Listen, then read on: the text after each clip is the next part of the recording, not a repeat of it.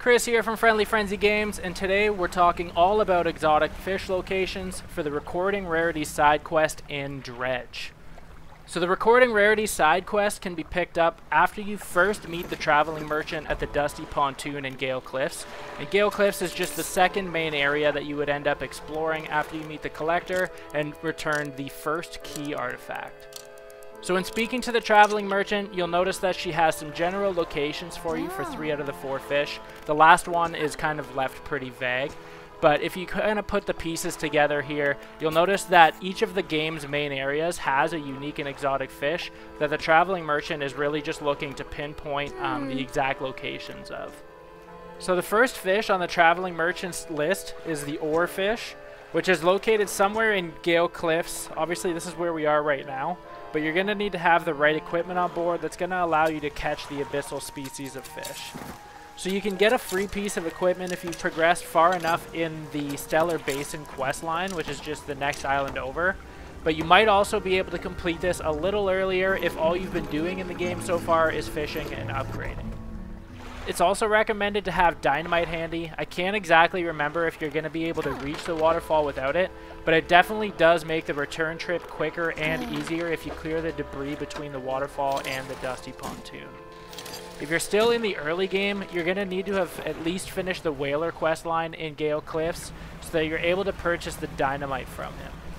If you're in the later game, you can get some from the Whaler or traveling merchant as well.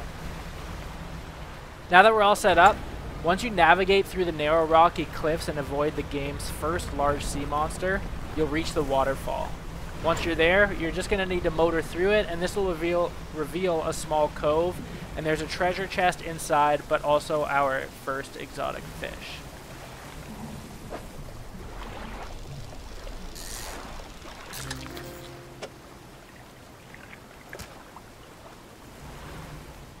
As you can tell by my rough return trip here, it is an imperative to the quest progress that you sell the fish to the NPC.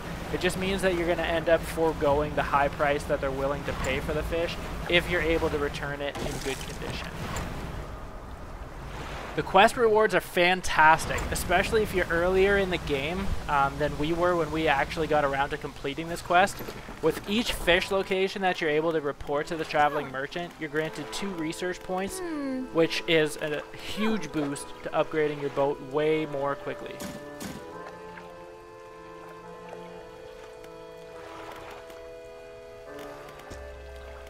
For the second fish on this list, the Gulper eel, there isn't a specific location, but we do know that it's in deep waters and that we'll also need upgraded gear as well. We actually found the Gulper eel first while naturally progressing through the game. We got really lucky that by the time we got through a decent chunk of the Stellar Basin storyline, we had already upgraded our hull and fishing rod spaces quite a few times. We also had the bottomless lines equipment researched already. We made a few adjustments to our boat while we were catching the Hadal species for the researcher, and as soon as we turned around after powering up the repulsion device at the generator of the old research facility in Stellar Basin is where we found our Gulper eel. So we aren't 100% sure if this is a standard spawn point or where else this might spawn, if anywhere, but we do know for sure that you're going to need some way to catch Hadal species for this exotic fish. So as you can see here, that's a nice profit of nearly $200 when returned fresh, and also another 2 research points when reporting to the traveling merchant.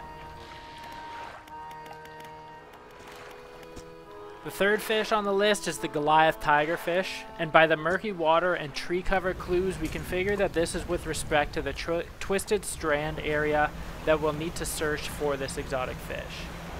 We'll need mangrove fishing gear, but it's relatively simple if you've researched fishing rods at all. I believe it's, I think, in a combination with either shallow or coastal on a fishing rod in the second upgrade tier of fishing rods. Although this area is a bit more challenging to navigate if you come out here too soon, because there's 3 large and relatively fast sea monsters that'll need to be trapped in a later game quest. You're also going to need dynamite in this area, which means you'll have to have progressed at least partially through Gale Cliffs already to have gained access to the explosives. Because this area on either side of the fish in Twisted Strand is encased by 2 sides of debris. After you remove the debris, you'll see the disturbed water, which is our Goliath tigerfish, and once you return it, it'll yield you nearly $255.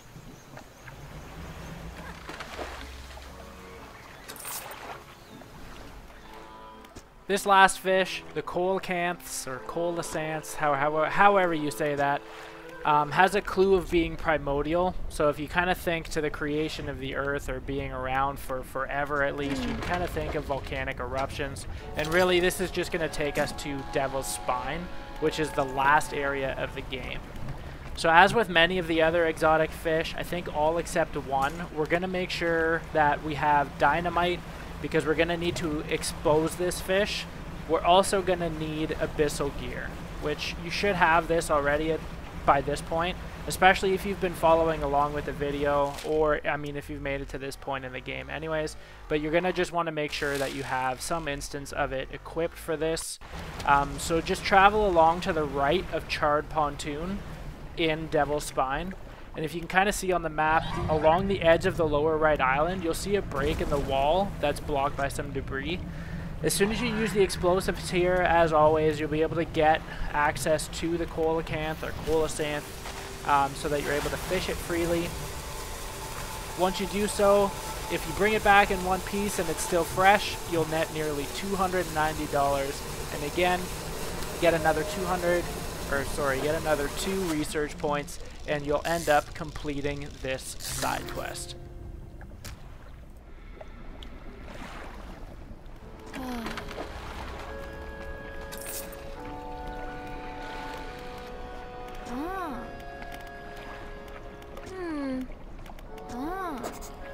Hopefully this video was able to help you. If it did, give Friendly Frenzy Games a like, drop a comment, and hit subscribe for many more game guides, tips, and tricks.